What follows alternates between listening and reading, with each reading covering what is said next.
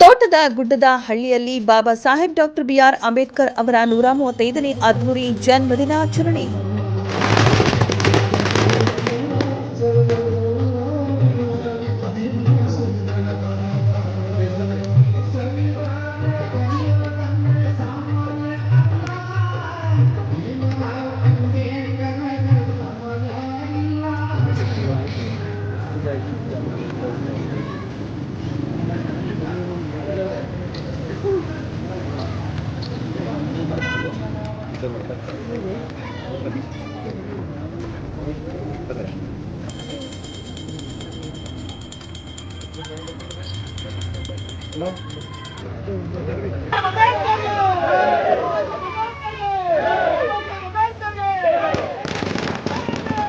ವಿಶ್ವ ಮಾನವ Baba Saheb doctor B R Ambedkar ಅವರ 135ನೇ ಜನ್ಮದಿನಾಚರಣೆಯನ್ನ ತೋಟದ ಗುಡ್ಡದ ಹಳ್ಳಿಯಲ್ಲಿ ದಲಿತ ಸಂಘಟನೆ ಹಾಗೂ ಗ್ರಾಮಸ್ಥರಿಂದ ಅದ್ದೂರಿಯಾಗಿ ಆಚರಿಸಲಾಯಿತು. ಡಾಕ್ಟರ್ ಬಿಆರ್ ಅಂಬೇಡ್ಕರ್ ಅವರ ಭಾವಚಿತ್ರಕ್ಕೆ ಪುಷ್ಪನಮನ ಸಲ್ಲಿಸಿ ಮುಖಂಡರುಗಳು ಹಾಗೂ ಗ್ರಾಮಸ್ಥರು ಗೌರವ ವಂದನೆ ಸಲ್ಲಿಸಿದರು. ಹಾಗೂ ಅಂಬೇಡ್ಕರ್ ಅವರ ಪ್ರತಿಮೆ ನಿರ್ಮಾಣಕ್ಕೆ ಗುದ್ದಲಿ ಪೂಜೆಯನ್ನು ಸಹ ಇದೇ ವೇಳೆ ಮಾಡಲಾಯಿತು. ಜನ್ಮದಿನಾಚರಣೆ ಪ್ರಯುಕ್ತ ಉಚಿತ ಕಣ್ಣಿನ ತಪಾಸಣೆ ನಂತರ ಮಜ್ಜಿಗೆ ಪಾನಕ ವಿತರಣೆ ಮಾಡಿ ಅನ್ನದಾಸೋಹ ಮಾಡಲಾಯಿತು.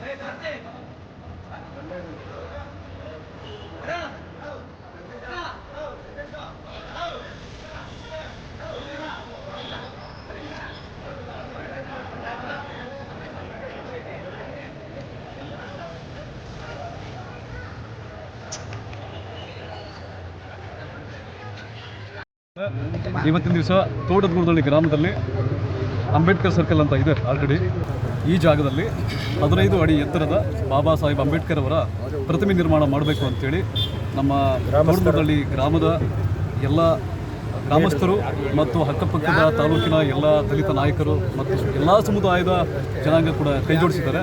ಇದೊಂದು ಒಳ್ಳೆ ಪ್ರತಿಮೆ ನಿರ್ಮಾಣ ಆಗುತ್ತೆ. ಏನಂದರೆ ಹಿಮಾಲಯ ಪರ್ವತಕ್ಕಿಂತ ಎತ್ತರವಾದಂಥ ಕೊಡುಗೆಯನ್ನು ಡಾಕ್ಟರ್ ಬಿ ಆರ್ ಅಂಬೇಡ್ಕರ್ ನಮಗೆ ಕೊಟ್ಟಿದ್ದಾರೆ. ಆದರೆ ಸಾಸಿವೆ ಕಾಳಷ್ಟಾದರೂ ನಾವು ಅದಕ್ಕೆ ಪ್ರತಿಯಾಗಿ ಕೃತಜ್ಞತೆ ತೀರಿಸಬೇಕು ಅಂದರೆ ಅವರ ತತ್ವ ಸಿದ್ಧಾಂತಗಳನ್ನು ನಾವು ಹರಡಬೇಕು. ಹರಡೋದಕ್ಕೆ ಎರಡು ದಾರಿ, ಒಂದು ಶಿಕ್ಷಣ ಸಂಘಟನೆ ಜೊತೆಗೆ ಅವರ ಪ್ರತಿಮೆ ನಿರ್ಮಾಣಗಳು ಆಗ್ತಾ ಇರಬೇಕು ಅಲ್ಲಿಂದಲ್ಲಿಗೆ. ಯಾಕೆಂದರೆ ಅವರು ಬದುಕಿದ್ದಾರೆ, ಪ್ರತಿ ಕ್ಷಣ ನಮ್ಮ ಹೃದಯದಲ್ಲಿ ಬದುಕಿರ್ತಾರೆ ಅಂತ ತೋರಿಸೋದಕ್ಕೆ ಅದಕ್ಕೆ ವಿದ್ಯಾಭ್ಯಾಸ ಬೇಕು. ಆದರೆ ಅವ್ರನ್ನ ನಾವು ಪೂಜೆ ಮಾಡೋದು ಯಾವ ರೀತಿ? ಪ್ರತಿಮೆ ನಿರ್ಮಾಣ ಮಾಡೋ ಮುಖಾಂತರ ಪ್ರತಿಯೊಂದು ಕ್ಷಣ ಅವ್ರು ಹುಡ್ತಾ ಇರಬೇಕು. ಅಂಬೇಡ್ಕರ್ ಪ್ರತಿ ಕ್ಷಣನೂ ಹುಡ್ತಾರೆ ಅನ್ನೋದಕ್ಕೆ ದಾರಿ ಏನು ಅಂತಂದರೆ ಈ ರೀತಿ ಪ್ರತಿಮೆ ನಿರ್ಮಾಣಗಳು ಆಗಬೇಕು. ಇದರಿಂದ ಮುಂದೆ ಬರ್ತಕ್ಕಂಥ ಪೀಳಿಗೆ ಎಲ್ಲ ಜಾತಿಯ ಯುವಕರು ಯುವತಿಯರು ಯಾರು ಈ ಅಂಬೇಡ್ಕರ್ ಅನ್ನೋಂಥದ್ದನ್ನು ಯಾವ ಕ್ಷಣವೂ ಮರಿಬಾರ್ದು. ಅವರು ಏನು ಕೊಡುಗೆ ಕೊಟ್ಟರು ಅಂದರೆ ಪ್ರತಿಯೊಬ್ಬರಿಗೆ ತಿಳಿಬೇಕು. ಆ ಕಾರಣಕ್ಕೋಸ್ಕರ ಪ್ರತಿಮೆ ನಿರ್ಮಾಣ ಆಗುತ್ತೆ, ಭವ್ಯವಾದಂಥ ಪ್ರತಿಮೆ ನಿರ್ಮಾಣ. ಹಾಗಾಗಿ ಇದು ಭಾರತದಲ್ಲಿ ಇವತ್ತಿನ ದಿವಸ ನಮಗೆ ಗೊತ್ತಿರುವ ಹಾಗೆ ಬಾಬಾ ಸಾಹೇಬ್ ಅಂಬೇಡ್ಕರ್ ಪ್ರತಿಮೆಯೇ ಅತಿ ಹೆಚ್ಚು ನಿರ್ಮಾಣ ಆಗಿರ್ತಕ್ಕಂಥ ಪ್ರತಿಮೆಗಳು. ಅತಿ ಎತ್ತರದ ಪ್ರತಿಮೆ ಅನ್ನೋದಕ್ಕಿಂತ ಹೆಚ್ಚಾಗಿ ಪ್ರತಿ ಬೀದಿ ಒಂದು ಪ್ರತಿಮೆ ನಿರ್ಮಾಣ ಆಗಬೇಕು. ಪ್ರತಿಯೊಬ್ಬ ವಿದ್ಯಾವಂತ ಮಕ್ಕಳು, ಯಾವುದೇ ಜಾತಿ ಇರಲಿ ಧರ್ಮ ಇರಲಿ, ಪ್ರತಿ ಮನೆಯಲ್ಲಿ ವಿದ್ಯಾವಂತರಾಗಬೇಕು. ಅದು ಅಂಬೇಡ್ಕರ್ ಕಂಡಂಥ ಕನಸು. ನಮ್ಮ ಕನಸು ಏನಂದರೆ ಅವರ ಪ್ರತಿಮೆ, ಅವರ ಸಿದ್ಧಾಂತ ಪ್ರತಿ ಮನೆಗಳಲ್ಲಿ, ಬೀದಿಗಳಲ್ಲಿ, ವೃಕ್ಷಗಳಲ್ಲಿ ಇರಬೇಕು ಅನ್ನೋದು ನಮ್ಮ ಆಸೆ. ಹಾಗಾಗಿ ನಮ್ಮ ಆರೈಕೆ ಏನು ಅಂತಂದರೆ ಇವರಲ್ಲಿರ್ತಕ್ಕಂಥ ಎಲ್ಲ ಹಿರಿಯರು ಮತ್ತು ಗ್ರಾಮಸ್ಥರ ಒಂದು ಆರೈಕೆ ಏನಂತಂದರೆ ನಮ್ಮ ಈ ದಲಿತ ಹೋರಾಟ ಚಿರಂತನವಾಗಿರಬೇಕು. ಈ ದೇಶ ಇರೋವರೆಗೂ, ಸೂರ್ಯ ಚಂದ್ರ ಇರೋವರೆಗೂ ನಮಗೆ ಆ ಸೂರ್ಯ ಆದರೆ ಅಂಬೇಡ್ಕರ್ ನಮಗೆ ದಲಿತ ಸೂರ್ಯ. ಆಯಿತಾ? ಜೈ ಭೀಮ್. ಡಾಕ್ಟರ್ ಬಾಬಾ ಸಾಹೇಬ್ ಅಂಬೇಡ್ಕರ್ ಅವರ 135ನೇ ಜಯಂತ್ಯೋತ್ಸವ ಮತ್ತು ಶ್ರೀರಾಮನವಮಿಯ ಪ್ರಯುಕ್ತ ಇವತ್ತು ಒಂದು ಸುವರ್ಣ ದಿವಸ ಅಂತ ನಾವು ಭಾವಿಸಿದ್ದೀವಿ. ಯಾಕೆಂದರೆ ಇದೇ ಪೂಜೆ ಈ ಸ್ಥಳದಲ್ಲಿ ಒಂದು ಸುಮಾರು ಭೌತಾಕಾರವಾದಂಥ ಒಂದು ಬಾಬಾ ಸಾಹೇಬ್ ಅಂಬೇಡ್ಕರ್ ಅವರ ಪ್ರತಿಮೆ ನಿರ್ಮಾಣ ಮಾಡಿ ಇಲ್ಲಿ ಒಂದು ದೊಡ್ಡ ಸರ್ಕಲ್ ಆಗಿ ಮಾಡಿ ಜನಗಳಿಗೆ ಇಲ್ಲಿಂದ ಬಾಬಾ ಸಾಹೇಬ್ ಅಂಬೇಡ್ಕರ್ ಅವರ ಆಶೀರ್ವಾದ ಮತ್ತು ಅವರು ಈ ದೇಶಕ್ಕೆ ಕೊಡ್ತಂಥ ಕೊಡುಗೆಗಳನ್ನ ನೆನೆಸ್ಕೊತ ಜನಗಳು ಈ ಜಾಗದಲ್ಲಿ ಯಾರೇ ಏನೇ ಮಾಡಿದ್ರು ಬಾಬಾ ಸಾಹೇಬ್ ಅಂಬೇಡ್ಕರ್ ಅವ್ರನ್ನ ನೆನೆಸ್ಕೊಂಡೇ ಮಾಡಬೇಕಾಗ್ತದೆ.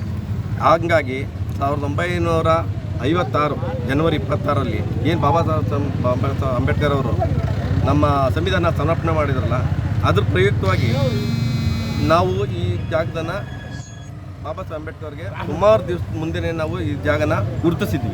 ಆದರೆ ಕಾರಣಾಂತರಗಳಿಂದ ಮಾಡೋಕ್ಕಾಗಿರಲಿಲ್ಲ. ಇವತ್ತು ಎಲ್ಲರೂ ಸಹಕಾರ ತಗೊಂಡು ಎಲ್ಲರೂ ಒಪ್ಪಿಗೆ ತಗೊಂಡು ನಾವು ಇಲ್ಲಿ ಒಂದು ಬೃಹತ್ತಾಕಾರವಾದಂಥ ಒಂದು ಬಾಬಾ ಸಾಹೇಬ್ ಅಂಬೇಡ್ಕರ್ ಪ್ರತಿಮೆನ ನಿರ್ಮಾಣ ಮಾಡಿ ಜನಗಳಿಗೆ ಒಂದು ಮಾದರಿ ಆಗಬೇಕು. ಹಂಗಾಗಿ ನಾವು ಇವತ್ತು ಒಂದು ಒಳ್ಳೆ ದಿನ ಅಂತ ತಿಳ್ಕೊಂಡು ಇವತ್ತು ಪೂಜೆನ ನೆರವೇರಿಸಿದ್ವಿ. ಪೂಜೆ ಇನ್ನೊಂದು ವಾರದಲ್ಲಿ ಇಲ್ಲಿಂದ ಸ್ಟಾರ್ಟ್, ಇವಾಗಲಿಂದನೇ ಸ್ಟಾರ್ಟ್ ಅಂತ. ಎಲ್ಲ ಧರ್ಮದವರು ಅಂಬೇಡ್ಕರ್ ಅವ್ರನ್ನ ಎಲ್ಲ ಧರ್ಮದವರು ಪೂಜಿಸ್ತಾರೆ, ಇದು ಮಾಡ್ತಾರೆ. ಈಗಲೂ ಕೂಡ ಅಸ್ಪೃಶ್ಯತೆ ತಾಂಡವಾಡ್ತಾರೆ. ಈಗ ಅಸ್ಪೃಶ್ಯತೆ ಅನ್ನೋದು ಬೆಂಗಳೂರಲ್ಲಿ ಎಲ್ಲೂ ಇಲ್ಲ ಅಂತಲ್ಲ, ಎಲ್ಲರ ಹತ್ರನೂ ಇದೆ. ಎಲ್ಲ ಮನೆಗಳಲ್ಲೂ ಅಸ್ಪೃಶ್ಯತೆ ಇನ್ನವರೆಗೂ ಇದೆ. ಸುಮ್ಮನೆ ರಾಜಕಾರಣಿಗಳು, ರಾಜಕೀಯ ವ್ಯಕ್ತಿಗಳು ಹೇಳ್ಕೊಳ್ಳೋದು ಅಷ್ಟೇ, ಎಲ್ಲೂ ಇಲ್ಲ ಅಂತ ಭಾಷಣಗಳಲ್ಲಿ ಹೇಳ್ತಾರೆ ಅಷ್ಟೇ. ಅಸ್ಪೃಶ್ಯತೆ ಇನ್ನೂ ಹೋಗಿಲ್ಲ.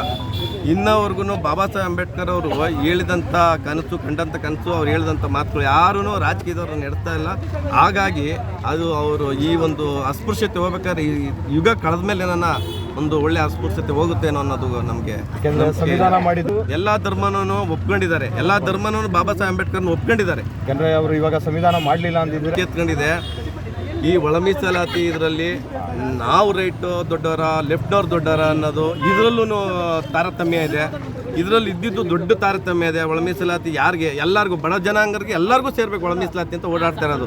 ಒಬ್ಬರಿಗೆ ಅಂತ ಏನಿಲ್ಲ, ಎಲ್ಲ ಸಮುದಾಯದವ್ರಿಗೂ ಸೇರಲಿ ಅಂತ ಓಡಾಡ್ತಿರೋದು. ಹಂಗೆ ಅವರು ಕೂಡ ಏನನ ಬಾಬಾ ಸಾಹೇಬ್ ಅಂಬೇಡ್ಕರ್ ಈ ದೇಶದಲ್ಲಿ ಹುಟ್ಟಲಿಲ್ಲ ಅಂತಿದ್ರೆ ನಮ್ಮ ಗತಿಗಳು, ಜೀವನ ಏನಾಗ್ತಿತ್ತು ಅಂತ ಹೇಳ್ಕೊಳ್ಳೋಕ್ಕೆ ಅಸಹ್ಯ ಆಗುತ್ತೆ, ಹೇಳ್ಕೊಳ್ಳೋಕ್ಕೆ ನಮಗೆ ಭಯ ಆಗ್ತಾಯಿತ್ತು. ಯಾಕೆಂದರೆ ಇನ್ನು ಜೀತ ಪದ್ಧತಿ ಕೂಡ ಹೋಗಿಲ್ಲ. ಒಂದು ಹಳ್ಳಿ ಕಡೆ ಹೋದರೆ ನಾವು ಜೀತ ಪದ್ಧತಿ ಈಗಲೂ ಇದೆ, ಇನ್ನು ಅದು ಜೀವಂತವಾಗಿದೆ. ದೇವದಾಸ್ ಪದ್ಧತಿ ತುಂಬ ಇವಾಗ್ಲೂರ್ಗು ನಮ್ಮ ಏನು ಸಮಾಜದಲ್ಲಿ ಬಳಸೋಕ್ಕಾಗ್ತಿದ್ದಂಥದ್ದು ಬೇರೆ ಕಡೆ ಹಳ್ಳಿ ಕಡೆಗೆಲ್ಲ ಇದೆ. ಇದನ್ನ ನಿಜವಾಗಿ ಬಾಬಾ ಸಾಹೇಬ್ ಅಂಬೇಡ್ಕರ್ ಅವರ ಕನಸು ನೆನಪು ಮಾಡಬೇಕಾದ್ರೆ ನಾವೆಲ್ಲರೂ ಒಂದು ಮನಸ್ಸಿನಿಂದ, ಎಲ್ಲ ಜಾತಿಯರು ಒಂದು ಮನಸ್ಸು ಮಾಡಿ ಜಾತಿ ನಿರ್ಮಾಣ ಮಾಡಿ.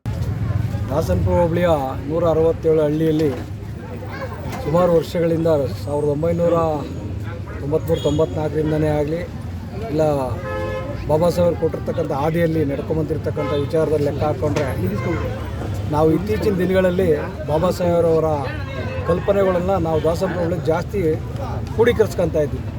ಯಾತಕ್ಕೋಸ್ಕರ ಅಂದರೆ 30-40 ವರ್ಷದಿಂದ ಹೋರಾಟ ಮಾಡಿ ನಮಗೆ ಇದನ್ನು ಕೊಟ್ಟು ಹೋಗಿದ್ದಾರೆ.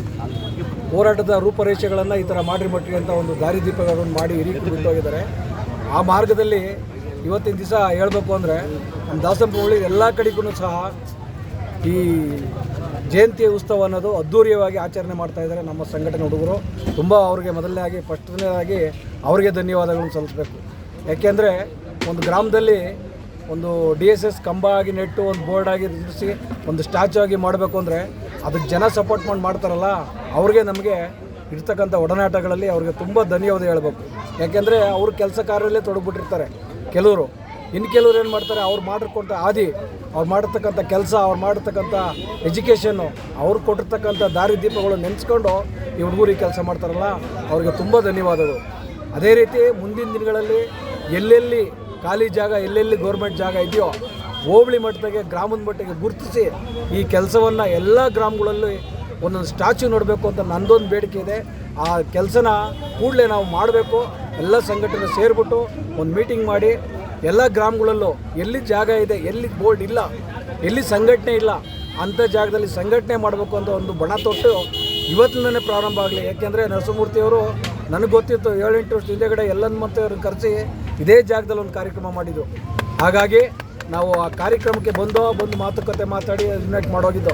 ಇದೇ ರೀತಿ ಮುಂದಿನ ದಿನಗಳಲ್ಲಿ ಬಾಬಾ ಸಾಹೇಬ್ ಅಂಬೇಡ್ಕರ್ ಮತ್ತು ಜಗಜೀವ್ ರಾಮ್ಜಿಯವರ ಹೆಸರನ್ನು ಉಳಿಸ್ಕೊಂಡು ಅವ್ರು ಮಾಡಿರ್ತಕ್ಕಂಥ ಹಾದಿಯಲ್ಲಿ ನಾವೆಲ್ಲ. ಇದೇ ಸಂದರ್ಭದಲ್ಲಿ ದಲಿತ ಮುಖಂಡರುಗಳು ಹಾಗೂ ತೋಟದ ಗುಡ್ಡದ ಹಳ್ಳಿಯ ಗ್ರಾಮಸ್ಥರುಗಳು ಈ ಕಾರ್ಯಕ್ರಮದಲ್ಲಿ ಭಾಗವಹಿಸಿ ಜನ್ಮದಿನಾಚರಣೆ ಕಾರ್ಯಕ್ರಮವನ್ನು ಯಶಸ್ವಿಗೊಳಿಸಿದರು. ವರದಿ ಹನುಮಂತರಾಜು.